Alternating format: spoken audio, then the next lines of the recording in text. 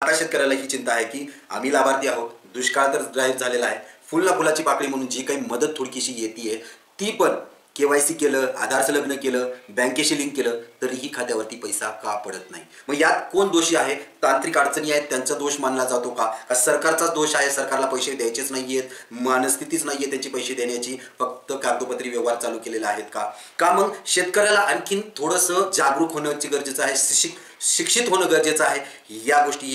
नमस्कार शेतकरी मित्रांनो, मागील आठवड्यापासून बऱ्याच शेतकऱ्यांमध्ये हा सब्रमणीय प्रश्न पडलेला आहे शेतकऱ्यांना की त्यांच्या आधारला कोणतं बँक अकाउंट लिंक आहे. कारण आपण पाहतोय की अनुदान जे काय अतिवृष्टीचं अनुदान आहे, 40 तालुके दुष्काळग्रस्त ठरले होते, केवायसी करायचं होतं, शेतकऱ्यांनी मागील 2 महिन्यात केवायसी करून घेतली. शेजारच्याला अनुदान प्राप्त झालंय किंवा तुमच्या घरात 4 खातेदार आहात, दोघांना अनुदान प्राप्त झाले, दोघांना अनुदान प्राप्त झालं नाहीये. मग तलाठी सांगतो की तुमचं आधार संलग्न नसणार आहे, बँकेला प्रमाणीकरण तर केलेलं आहे. मग नेमकं आधार संलग्न करायचं कुठं जाऊन, म्हणजे CSC केंद्रावरती जाऊन करायचं का बँकेत जाऊन करायचं? कारण बँकेत गेलं तर बँक मॅनेजर दाखवतो की तुमच्या खात्याला आधार कार्ड आणि पॅन कार्ड ऑलरेडी लिंक आहे, परंतु आणखीनही जे काही अनुदान आहे ते प्राप्त झालेलं नाहीये. त्यासोबतच PM किसानचे किंवा नमो शेतकरी सन्मान योजनेचे पण हप्ते रेग्युलर तुमच्याकडे येत नाहीयेत. पूर्वी यायचे, मग मागचे 7-8 हप्ते आलेलेच नाहीयेत. त्यासोबतच पीक विमा जे काय आहे, आता पीक विमा आपण पाहतो की यावर्षीपासून जे काही बोगस विमा प्रकरण आढळण्यात आलेले आहेत, त्यामुळं पीक विमा ही आता DBTच्या मार्फतच वितरण केला जाणार आहे. आणि मग नेमकं माझं खातं DBTशी संलग्न आहे का, आणि जर असेल तर कोणतं बँक खातं माझं DBTशी संलग्न आहे हे शेतकऱ्याने कसं शोधायचं याची तरतूद अद्यापही करून दिलेली नाहीये. सरकारमार्फत सांगण्यात आलेलं आहे की तुम्ही ज्याही खात्याला शेवटी आधार कार्ड लिंक कराल, पॅन कार्ड लिंक कराल किंवा जे खातं तुम्ही शेवटी काढाल त्यालाच DBT लिंक होईल आणि त्याच खात्यावरती पैसे येईल. परंतु आपण पाहतोय की जे रेग्युलर व्यवहार आहे, शेवटी खातं काढलं तरीही तिथं पैसा येत नाही. मग आता शेतकऱ्याला ही चिंता आहे की आम्ही लाभार्थी आहोत, दुष्काळ तर जाहीर झालेला आहे, फुलला फुलाची पाकळी म्हणून जी काही मदत थोडीशी येते ती पण केवायसी केलं, आधार संलग्न केलं, बँकेशी लिंक केलं तरीही खात्यावरती पैसा का पडत नाही? मग यात कोण दोषी आहे? तांत्रिक अडचणी आहेत त्यांचा दोष मानला जातो का सरकारचाच दोष आहे, सरकारला पैसे द्यायचेच नाहीयेत, मनस्थितीच नाहीये त्यांची पैसे देण्याची, फक्त कागदोपत्री व्यवहार चालू केलेले आहेत का मग शेतकऱ्याला आणखीन थोडंसं जागरूक होण्याची गरजेचं आहे, शिक्षित होणं गरजेचं आहे या गोष्टी आपण या व्हिडिओच्या माध्यमातून पाहणार आहोत. माहिती आहे विषय तसा गंभीर आहे, परंतु काळजी नसावी, मी समजून सांगायला खंबीर आहे. त्यामुळे इडापिडा टळू दे आणि बळीराजाचं राज्य होऊ दे म्हणत आपण या माहितीला सुरुवात करूया. मित्रो, आपण पाहतोय की मागील वर्षापासून कोणतंही अनुदान असेल, म्हणजे पीक विमा असो, PM किसान, नमो शेतकरी सन्मान योजना, अतिवृष्टीचं अनुदान असेल, तुमचं विहीर आहे विहिरीचं अनुदान असेल किंवा जनरल नागरिकांसाठी तुमचं LPG गॅस सबसिडी असेल, या सगळ्या सबसिड्या अनुदान आता DBT मार्फतच तुमच्या खात्यावरती जमा होणार आहेत. मग नेमकं हे DBT प्रणाली काय आहे? DBT म्हणजे डायरेक्ट बेनिफिट ट्रान्सफर. मग डायरेक्ट बेनिफिट ट्रान्सफरमध्ये काय होतं की तुम्ही जर पात्र असाल एखाद्या योजनेसाठी आणि तुम्हाला जर आर्थिक मदत त्यांना करायची सरकारला त्या योजनेअंतर्गत, तर डायरेक्टली ती मदत तुमच्या खात्यावरती येणार. पूर्वी व्हायचं काय की ती मदत तुमच्या संबंधित अधिकाऱ्यांकडे किंवा विभागाकडे जमा व्हायची आणि त्यामार्फत खात्यावरती जायची, परंतु आता तसं नसून डायरेक्ट केंद्रातनं मदत ही तुमच्या खात्यावरती येणार. हा काय तो सोपा सरळ अर्थ आहे DBTचा. पण नेमकं DBTची गरज का आहे? DBTची गरज यासाठी आहे की जे काही बोगस विमा प्रकरण आपण पाहतोय की जमिनी शेतकऱ्याच्या होत्या, परंतु सातबारे शेतकऱ्याचे लावले, जमीन शेतकऱ्याची वापरली, परंतु बँक पासबुक हे अन्य कुणाचं तरी लावण्यात आलं. आणि जेणेकरून लाभ जर काय तर शेतकरी पात्र असेल, विमासाठी पात्र झाला असेल तर लाभ त्याला मिळणार नसून ज्यांचं बँक पासबुक लागलं होतं त्याला मिळणार आहे.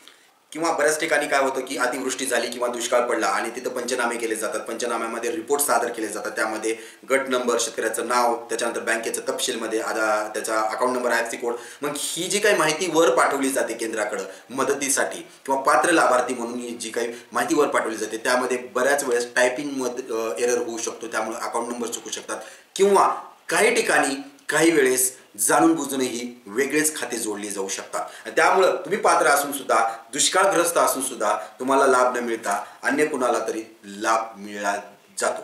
हे टाळण्यासाठी, म्हणजे जे काही स्कॅम्स असतात किंवा घोटाळे असतात ते टाळण्यासाठीही DBTचा वापर केला जातो. आता आपण पाहिलं की DBT खरंच ही चांगली प्रणाली आहे, शेतकऱ्याच्या हितासाठी आहे किंवा जे कोणी पात्र लाभार्थी आहेत त्यांच्या हितासाठी आहे, त्यांच्याकडे डायरेक्ट खात्यावर येणार.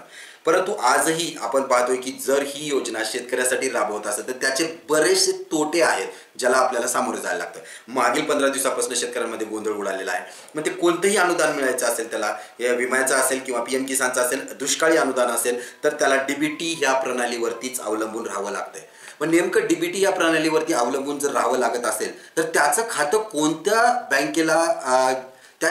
बँकेचं खातं आहे जे DBTशी संलग्न आहे हे त्याने कसं ओळखायचं याची काही ती तरतूद सरकारने करून दिलेली नाहीये।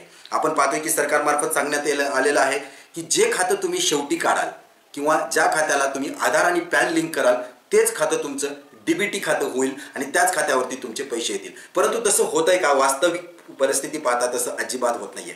ग्राउंड रियालिटी अशी आहे की जर तुमचं एखादं नॅशनलाइज बँकेचं खातं असेल, उदाहरणार्थ तुमचं SBIचं खातं असेल आणि तुम्ही जर त्यामध्ये जाऊन तुम्ही सांगितलं की बाबा मला याच खात्यावरती पैसे पाहिजेत आणि त्या खात्यावरती जर पैसे येत नसतील आणि तुम्ही तिथे जाऊन बँकेत आधार कार्ड आणि पॅन कार्ड लिंक जर केलं तर तुम्हाला आणखीन 8-10-15 दिवसांनी चेक कराल तर त्या खात्यावरती कुठलीच रक्कम जमा झालेली नाहीये। परत एकदा बँकेत तपासणी कराल तर तुम्हाला समजून येईल की आधार आणि पॅन तर ऑलरेडी लिंक आहे, परंतु अजूनही तुमच्या खात्यावरती लाभार्थ्याची रक्कम ही जमा झालेली नाहीये। मग नेमकं आता करायचं काय शेतकऱ्याने, हा एक प्रश्न त्यांच्याकडे पडलेला आहे की मग नेमकं करायचं काय। दुसरी अडचण ही होते शेतकऱ्यांमध्ये की आपण बरेचसे खाते काढलेले असतात आणि सगळ्याच खात्यावरती व्यवहार सुरळीत चालू नसतात। काही खाते आपले NPA मध्ये असतात किंवा झिरो बॅलन्स असल्यामुळे निगेटिव्ह मध्ये गेलेले असतात खाते, आणि अशा खात्यावरती जर का शेवटचा आधार लिंक असेल किंवा DBT मार्फत लिंक केलं गेलं असेल आणि अनुदान जे काही थोडकंसं अनुदान असेल 2000, 4000, 10,000 ते जर त्या खात्यावरती जमा झालं, आपल्याला माहीतच नाहीये त्या खात्यावरती जमा झालंय, बँक जिचे चार्जेस आहेत ते चार्जेस कपात करून घेते आणि आपल्याला दिसतं की तिथं आणखीनही झिरोच बॅलन्स आहे।